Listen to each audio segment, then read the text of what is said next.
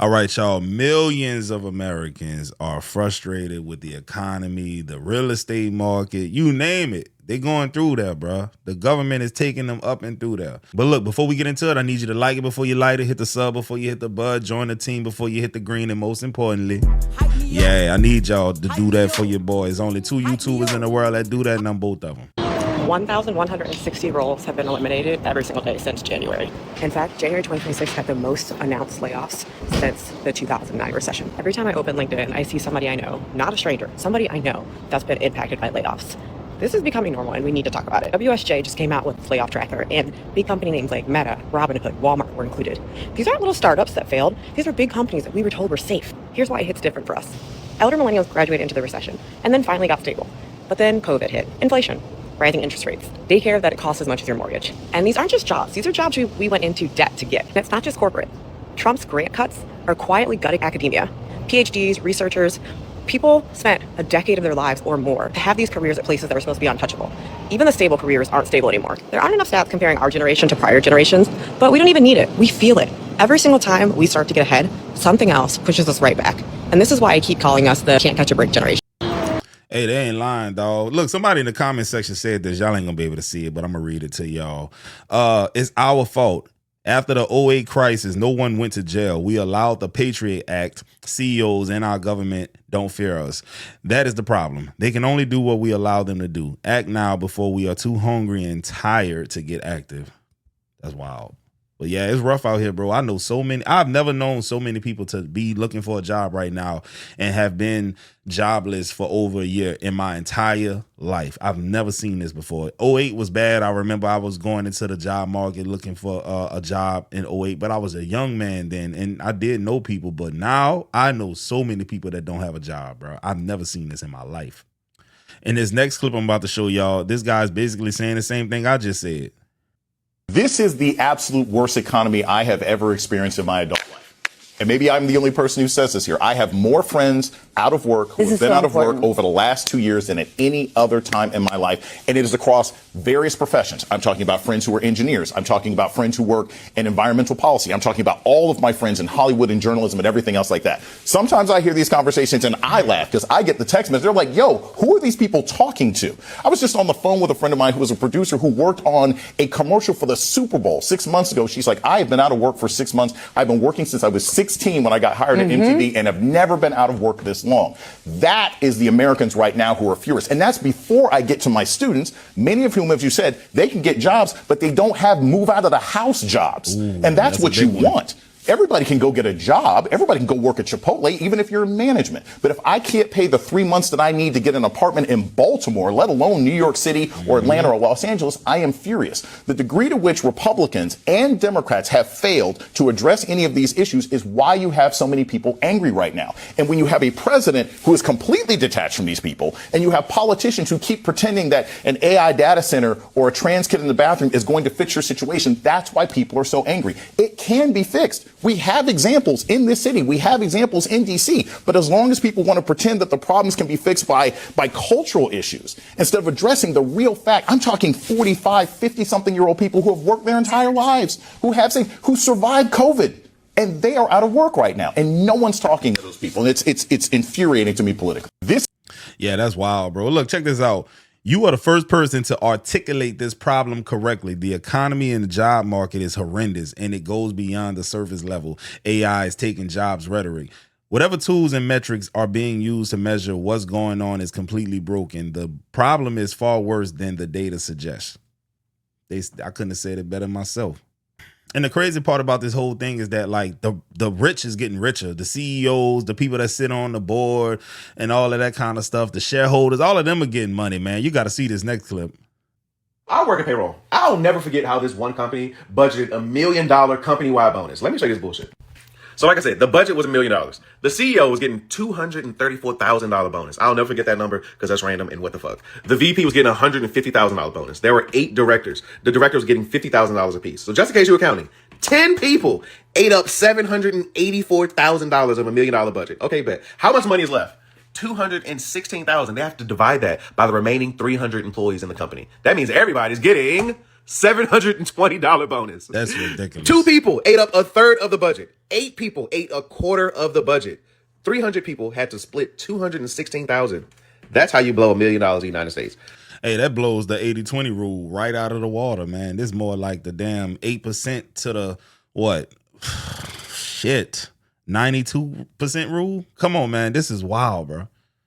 The people that's actually doing the work ain't get none of that bonus money. Look, people are doing so bad in America right now, they have made the decision to just cut off their health insurance for the entire family and just save that money and put it in the bank just in case they need money to get health coverage, to go to the hospital and pay cash. All right, we're dropping health insurance. Let's do some math. I got a quote yesterday for health insurance for my family, my wife and 2 young kids, and it increased by $700 per month up to $3,200 per month. Not only is it $3,200 per month, but I also have a $17,000 deductible. So essentially this means that for my premiums, I'm paying just about $40,000 a year, which is unaffordable. So what we're going to do is we're dropping health insurance, and I'm going to save my own money. I'm going to hold on to $2,000 or $2,500 a month. That puts us, into 25 or 30 grand in savings. And I'm just going to pay for all my medical expenses and my family's medical expenses out of pocket. I'm opting out. We're done.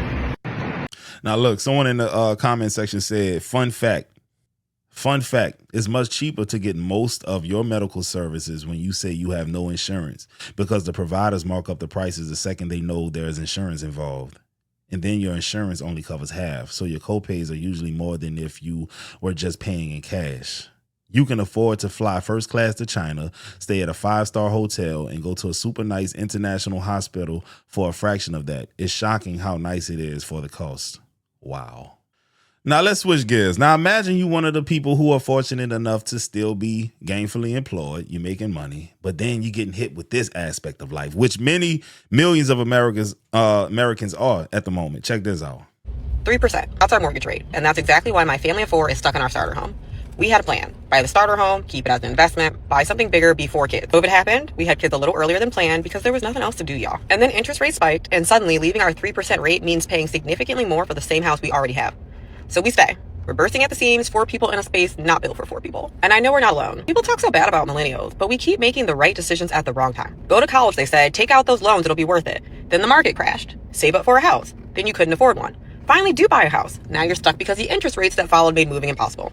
I just feel like we keep following the rules, but the rules keep changing. And that's supposed to be our fault. Now look at this comment. This one stuck out to me right here. Traded our 3% mortgage for a 6% mortgage because the family got bigger and the old house started feeling like a hostage situation. People act like we're financially ruined because the payment went up. We adapted. Instead of eating out every weekend, we now go once a month. The kids got bedrooms. We got peace and quiet, and Chili's now counts as a luxury vacation. Wow. Chili's is luxury these days. See, people are surviving. They're not really thriving right now. Somebody said that if inflation and the minimum wage rate kept up with each other, the minimum wage in 2026 would look like $66 an hour. That's kind of tough, man. Now, look, the last people are stuck in their house because they can't afford to go and get a new house because the interest rates are crazy and the prices of the houses have gone up. But this person is in the same house and the damn shit didn't went up on them. Look, y'all check this shit out right here, and then I'm going to break it down. This man's mortgage payment went from $4,672 a month to $9,706 a month overnight. And not because his interest rate changed, not because he took out a second loan, but because of an escrow analysis. And his only options were pay it or go into default and destroy his credit. This is the stuff Let me people are explain going exactly through. how something like this happens. When you have a mortgage, your lender collects money every month into an escrow account to cover your property taxes and your homeowner's insurance. But if your property taxes spike dramatically, which they have in markets all across America as home values surge, your escrow account comes up short. Your lender then does an escrow analysis. We calculate your payment to cover the shortage from last year and the higher projected costs going forward. In one letter, your payment can double. Now, let me tell you how to protect yourself. Starting with number 1, check your property tax assessment every single year on your county assessor website. If it jumped, you have a window to appeal it before it flows through to your escrow. Number 2, Keep 3 to 6 months of mortgage payments in a high yield savings account specifically for escrow surprises. Number 3, when buying a home, look at what property taxes have done in that county over the last 5 years, not just the current rate. A $3,000 tax bill in a hot market could be $7,000 in 3 years. The payment on your closing documents is your starting payment, not your permanent one. This man hustled for 6 months just to keep his credit intact in a home he already owned. Know the risk before you buy. Hey, and guess what? Most of them real estate agents, dog, they desperate. They're not going to tell you any of this kind of stuff, bro. They're not. They're not going to tell you that Texas gets reassessed every single year on taxes for the property value. They're not going to tell you that. Straight up. You got to know that on your own, man. And I'm not saying he's in Texas, but I'm saying Texas has some of the highest property taxes in the whole country, and they get reassessed every single year. So this year is going to be higher than next, and so on and so forth, right? It's just going to keep going up because people keep driving to Texas in droves, dog. It's wild. Hey y'all, so I know I look crazy right now, but that is because I am stressed. So I just finished doing my unemployment stuff and whatnot. And they expect me, I was making 6 figures, to live off of $350 a week for 13 weeks. Impossible. I can't even budget that shit. So I'm actually perplexed and appalled because I just don't know what $350 is doing. Now, I am a single individual, meaning I don't have any kids. I don't have other responsibilities besides a dog. So I know there are people that just lost their jobs that actually have families to provide for. What the fuck is $350? I'm sorry, it's $353. What the fuck is that doing? And for 13 weeks? What if I can't find a job in 13 weeks? Then what's gonna happen? Am I asked out? Like, this system that we're in, the way timers are going, it's just so depressing. I see why people sell ass, because it's just like, what? You try to do the right thing, and this is, yo.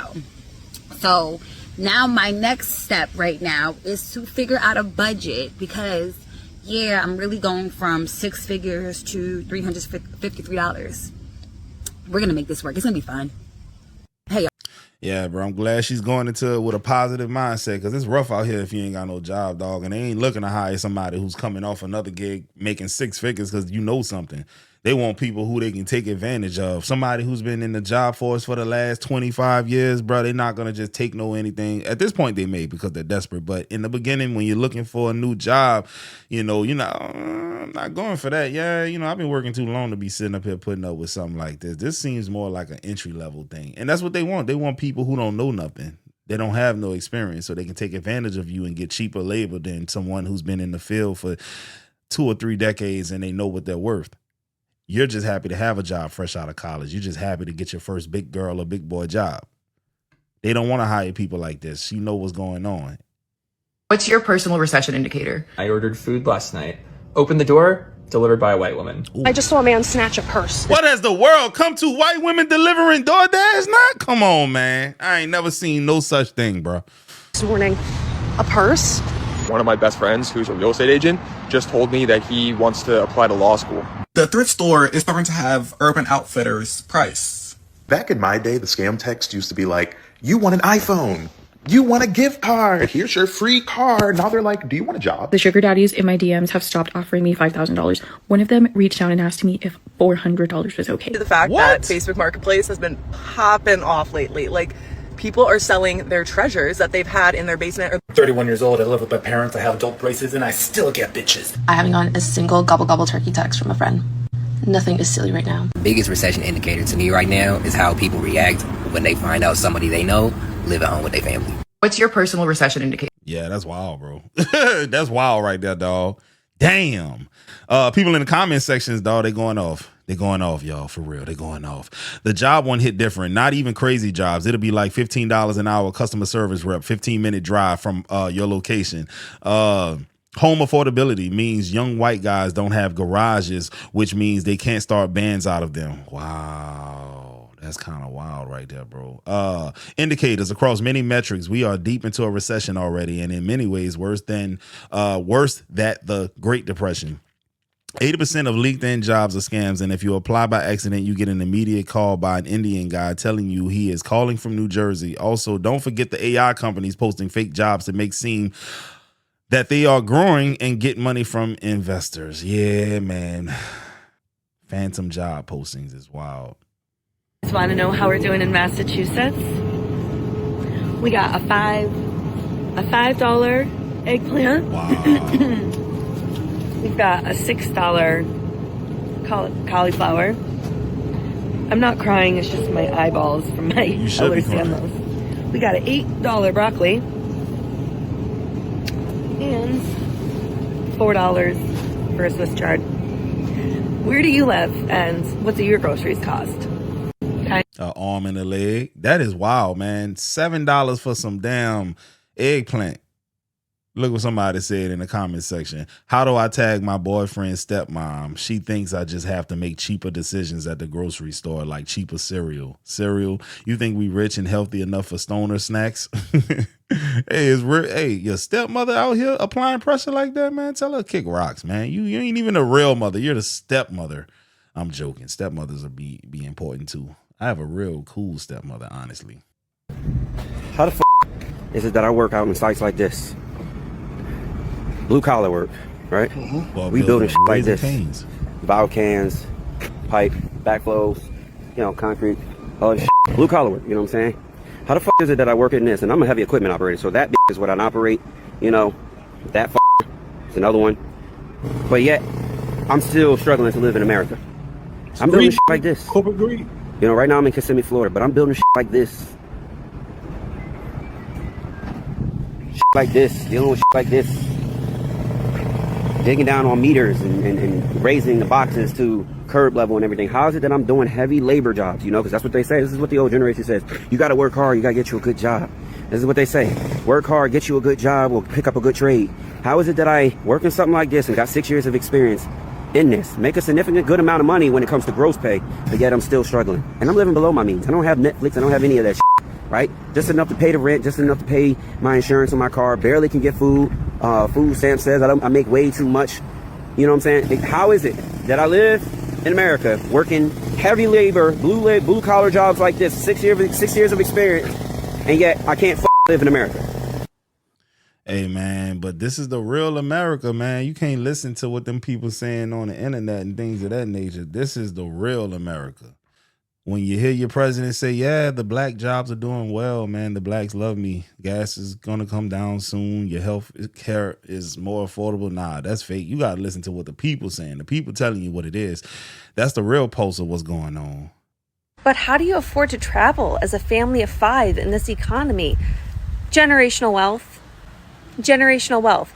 My parents worked very hard and they invested very well, and they live in a beautiful home in Florida, in a beautiful area of Florida, and they invite us to come and stay with them, and all we have to do is figure out how we're getting here, and they pretty much pay for the rest. That's why we drove this year, because we couldn't afford to fly. Am I wealthy personally? No. My parents don't pay any of my bills. Did they pay for my college education? Yes. You lucky. You that's a huge privilege. I understand that. But that's really it. And that you're not far behind. You're not behind anybody, okay? I'm here because my parents have done very well, okay? Not everybody's in debt, right? To travel. Some people are. Not everybody is. The reason that we're not is because of generational wealth. And I think we just need to be very clear about that I wouldn't be here if I didn't have rich parents. Okay? I'm going to be real honest with you. That's how it is. I hope I can be this for my kids someday. But for right now, I'm just real grateful to mine. But hey, so look, when y'all are on Instagram looking at people's stories and they traveling and all that kind of stuff, you don't know the real story. You don't know if they swiped that credit card for like $10,000 and they just said, you know what? You only live once. You don't know if that's the case. You don't know if they've been saving up for the last 5 years for that trip. You don't know if somebody gave them that trip as a gift. You don't know. Some people are scamming out here. Some people are doing so much stuff, and you sitting up here judging yourself. Why can't I go on a trip like this? You don't know how many meets been inside of her mouth for her to afford this. You don't know how many older gay sugar daddies that man been messing with on the side in order to get that money to go on that trip. Man, these people wild out here, bro. Whoa. That went left, dog. My bad, y'all. Gotta do better. Y'all, I just had to come on here and vent and just tell you guys, like, I am so happy that I graduated with my master's, and I'm very proud of myself, and I know it's a huge accomplishment. It's I know, like, a lot of smoke people are like, detector, oh my God, like, you know, like, revel in this and just, like, take it in. But the truth is, I'm sitting with the reality of, like, the fact that the career I'm in, when you get licensed, right, it's an LAC license. When you're a counselor, you get an LAC license for 3 years, mandatory 3 years. So it's like a provisional license that you have to work under another therapist, right? And majority of the jobs that I'm seeing for an LAC are between like 55 and like 70, but like barely seeing 70. That it's like a rarity that I'm seeing 70. And to know that, like, not only I have a bachelor's, but I also like have a fucking master's, and like just thinking about all the loans and just thinking about bills and inflation and the economy and like where things are, and just to know that, like, yes, I'm happy to be a professional. Yes, it's something I'm passionate about, but unfortunately, like, we live in times where passion is not enough in a field. You know what I'm saying? Like, shit is so rough and things are so expensive that you just can't do shit out of the kindness of your heart just because anymore, you know? So my point is just like thinking about making such a low salary. And I know I understand even having a job is a blessing in today's economy, but I just feel like I'm having, I don't know, maybe I'm spiraling, but I just feel like the output or the input, whatever I put in is not gonna generate what I thought it was gonna give me back. And it's to the point where I'm even considering like moving out of New Jersey because I feel like it's too expensive here. And I feel like, you know, I have my mom, I have my dogs, and I don't want to live in survival mode anymore. Like, living in survival mode long term has turned me into such a different fucking person. Like, I don't even feel like a person sometimes. Like, that shit makes you feel fucking animalistic.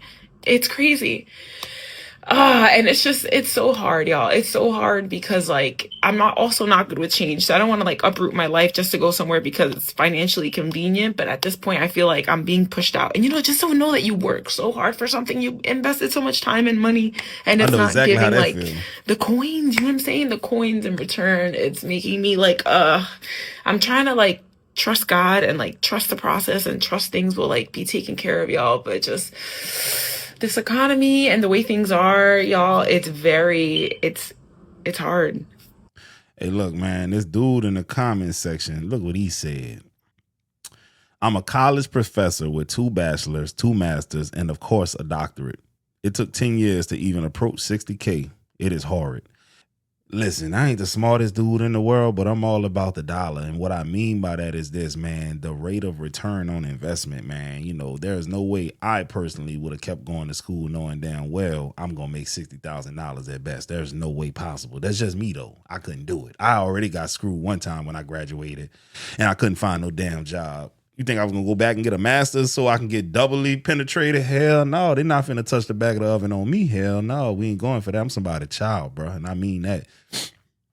What is the median price of a house right now, U.S.? $432,000. I was going to say 460. So okay, it wasn't that so far 432. away. So then you reverse engineer. What do you got to make to afford the house, pay the mortgage, and have a little bit of cash left over so that you're not house rich and cash poor? About $160,000. The median income in the United States is $84,000. So that means half of the people in the United States, they can't afford that house. They're skipping medical payments. They're skipping dentistry. They may miss a prescription drug. Or maybe the car got dented and they can't bring it to the repair store. This struggle, the academics are correct, will survive it, but this pernicious inflation, this regressive tax is hurting those people, and they're angry. What is the median price? Pernicious. That was a great $10 word right there, man. So it goes back to that dude at the job site where they was building that Raising Cane's, man. He working hard, he busting his ass, and he can't afford a house. And this is why, man, the median house costs $460,000, and you have to make $160 to be able to live comfortably and not be house poor. Okay, so if you love someone who is unemployed or looking for work right now, I need you to understand what they're dealing with. And for context, I lost my job 3 times in 3 years, and I started a free community where unemployed people and job seekers could come together and support each other, network, and connect during this time. We have 4,500 plus members in Rise, and the data that I'm about to share with you comes from the last 6 months, where we had 2,413 new members join. Every new member fills out an onboarding survey. So this encompasses the last 6 months. So we'll talk about the data first. 70% of Rise members who were laid off have been unemployed for over 6 months. Oh, wow. 21% have been unemployed for over a year. 55% have applied to over 100 jobs, and 7% have applied to over 1,000 jobs. 85% of the 2,413 people that joined in the last 6 months have been ghosted after making contact with a human being. 51% have fallen for a scam job. 55% of the people that were laid off did not receive any severance, and 74% of the people who are not working right now are not receiving unemployment benefits. So what does this all mean? Long-term unemployment, which is defined as being unemployed for 6 months or more, is the norm. You can apply to hundreds of jobs and not expect so much as an answer. Corporate responsibility and social services are not supporting us anymore. So if you're watching somebody who you love and care about going through this right now, please understand that they're not picky. Please understand that they're not trying hard enough. They're just navigating something that is so fundamentally broken, and the people from the top have the resources to fix it, and they're just not. Rise is just a representation of what's going on in the greater workforce, and our data doesn't lie because I read it all line by line. Hey, bro, she ain't lying, though. When she said them people at the top, it just reminded me of the first clip I showed y'all. Or not the first clip, whatever clip it was, when he broke down how payroll was being, managed. $1 million, I'm sorry, what was it? $1 billion bonus budget. 780 million of that went to 8 people. The people at the top getting all that money, and they not sharing it with the people at the bottom at all. Y'all know that Congress is out here telling people that they cannot survive off of $174,000 a year salary? Which is more than $160,000, which is what is needed to be able to afford the median household in America and not be poor afterwards. Crazy. Do you know who can? I can. Send it here. Send that 174 over here. Let me show you what I can do with 174. Baby, I would be living my best life. I would have a healthy savings. I would be paying down on my mortgage, my credit cards. I'd get a new car. I'd travel. I think I could do it. Not to mention, I do live in one of the most expensive states in the country, Massachusetts. So if I could live off 174, I'm not anybody special. If I could do it, surely they can do it. I think what they truly mean is 174 is not enough disposable income that they could throw at stocks that they get pitched for the insider trading that they be doing. That's what I think it is, man. It's like, damn, I wish I had another 200,000 so I could throw it all into this stock that I know is going to take off because, we know everything. We're in the government. We know what's coming before the public knows. So, let me put my money over here. I don't make enough to put that. That's what it is. And only work 86 days a year or whatever it is that they did last year. They was barely working. So what you mean? Sounds like poor money management. Sounds like you don't need to be running a country. Y'all know that Congress... Yeah, that's wild. Somebody said the same people that won't raise the minimum wage past $8. They can't live off that but won't raise federal minimum wages for Americans. Y'all are missing her point. If they can't live off that, what makes them think it's okay for most Americans to live off significantly less? Ooh, that work right there, boy. Bro, what in the hell is going on with the job market right now? Man, do y'all know that 8 out of 10 Americans are struggling to even stay motivated while applying for jobs? But not even because they're lazy. It's because people are applying to dozens of jobs and they're not hearing nothing back. You know how many welding jobs I applied to and heard nothing back from? And that's a trade. I'm blessed enough to have a job, but if I didn't, this would be extremely worrisome. There's people out here who said they have been searching for a job for 6 months straight. That's bizarre. Others said they stopped searching a while ago because all the rejection started to affect their mental health. And this right here is the part that nobody's talking about. Y'all seeing these ghost jobs everywhere too, right? It's applications everywhere, but nobody's being hired. Meanwhile, these big corporate companies keep talking about AI replacing jobs while regular people sitting down applying stressed. They're overwhelmed and they're wondering how they are going to survive. 1 in every 5 people in the survey I found literally said they need mental health support when they're searching for jobs. That's crazy. So at what point can we finally admit that the job market is starting to become impossible for the regular everyday person? That's wild, bro. Y'all know what it is. It's tough out here, man. Personally, I know so many people that's out of a job.